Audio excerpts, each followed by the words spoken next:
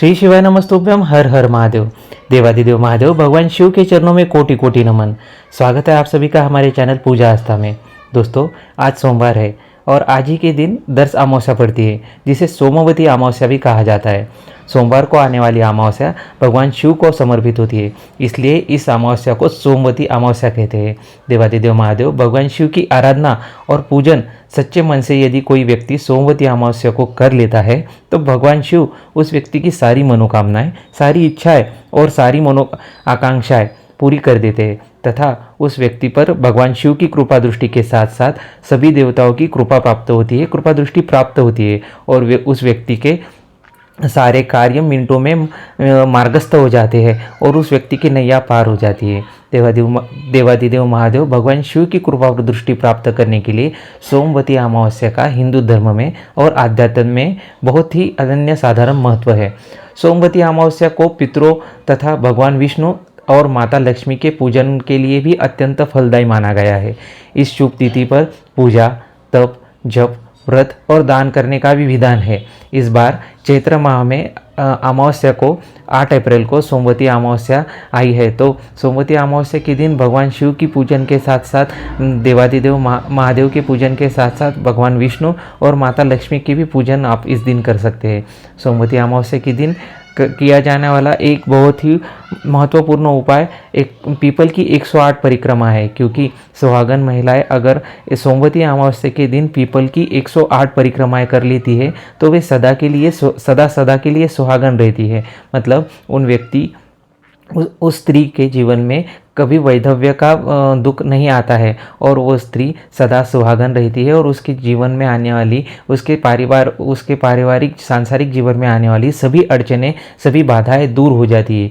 यदि आप सोमवती अमावस्या के दिन इस विशेष फलदायी उपाय को कर लेते हैं तो जीवन में आने वाली सभी समस्याएं दूर हो सकती है। इसी के साथ साथ सोमवती अमावस्या के दिन सोमवती अमावस्या की एक कथा भी है जो अत्यंत फलकारी और हितकारक है। जो भी व्यक्ति इस कथा को सुन लेता है उस व्यक्ति को दीर्घ आयु प्राप्त होती है। इसी के साथ साथ संसार के सभी सुखों की, समृद्धि की और ऐश्वर्य की प्राप्ति भी उस व्यक्ति को होती है। तो कथा इस प्रकार है। प्राचीन समय में एक ब्राह्मण था जिसकी एक बेटी थी और जो वो ब्राह्मण अपनी उस बेटी की शादी के लिए बहुत ही चिंतित रहता था। उस ब्राह्मण की वो लड़की बहुत ही सुंदर थी, सुशील थी और कामकाज में अच्छी थी, लेकिन फिर भी उस लड़की के शादी के योग नहीं बन पा रहे थे। एक दिन उस ब्राह्मण देवता के घर एक साधु आए, एक ऋषि आए और उन ऋषि की सेवा करते हुए ब्राह्मण की उस लड़की को देखकर ऋषि बड़े संतुष्ट हुए। उस लड़की की सेवा से प्रसन्न होकर साधु ने उस लड़की को दीर्घायु का वरदान दिया। लेकिन चिंतित जो उसके पिता थे उन्होंने साधु को बताया कि इस लड़की की शादी नहीं हो रही है और इस लड़की के जीवन में इस कारण बहुत ही दुख है। साधु ने उस लड़की का हाथ देखकर कहा कि इस लड़की की जीवन में इस लड़की की कुंडली में शादी के योग तो है ही नहीं।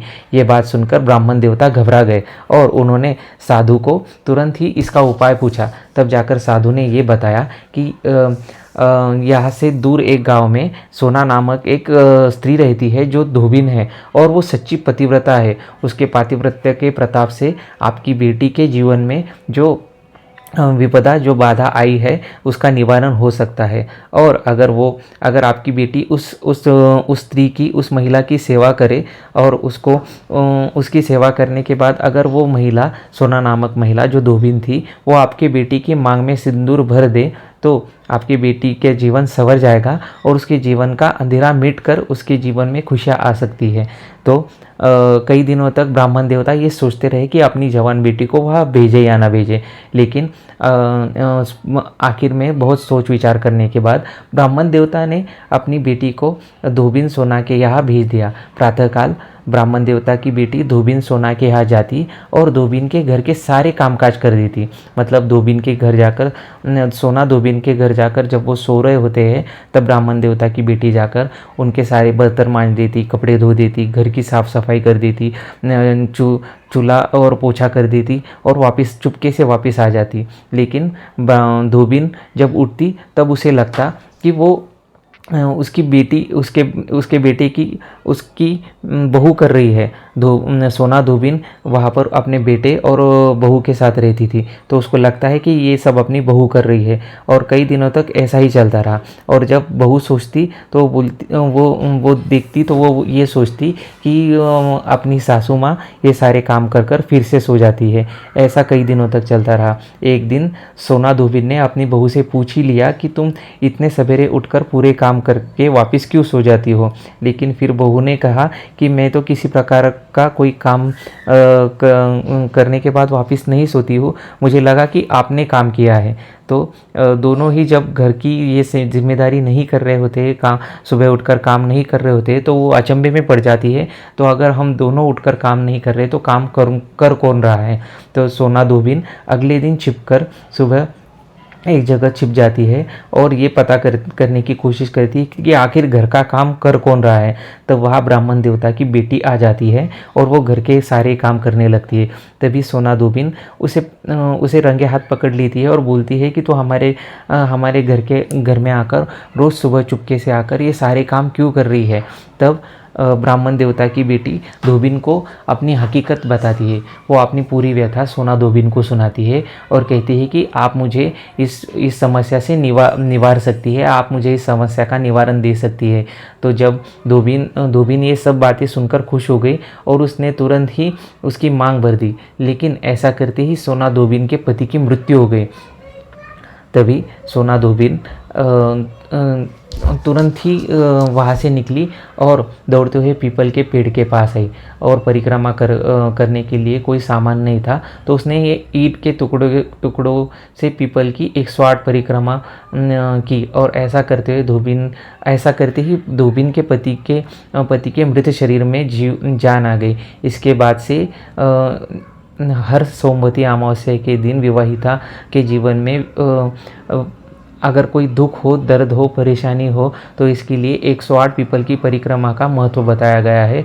और ये दिन हर एक विवाहिता का जीवन का एक विशेष महत्व वाला दिन बन गया है। वे अपने पति के लंबी आयु के लिए व्रत पूजन संपन्न करती है और हर एक दूसरे को ये कथा सुनाती है। कुछ समय बाद ब्राह्मण की कन्या का एक बहुत ही सुंदर और सुशील लड़के के साथ विवाह पूर्ण हुआ और वो अपने जीवन में सुखमय जीवन व्यतीत करने लगी। तो दोस्तों, आप लोगों को ये सोमवती अमावस्या की कहानी कैसे लगी हमें कमेंट में बताना। इसी के साथ साथ हमारा ये प्रयास आपको अच्छा लगा तो आप हमारे इस वीडियो को लाइक और शेयर ज़रूर करना, और इसी के साथ साथ चैनल पर नए हो तो सब्सक्राइब भी करना। हमारे चैनल को ज़्यादा से ज़्यादा शेयर करना। किसी कारणवश कोई भूल रह गई हो, हमसे कोई चूक हो रही हो, कि कोई अड़चन हो, तो आप हमें इस वीडियो पर कमेंट ज़रूर करना। श्री शिवाय नमस्तुभ्यम। हर हर महादेव।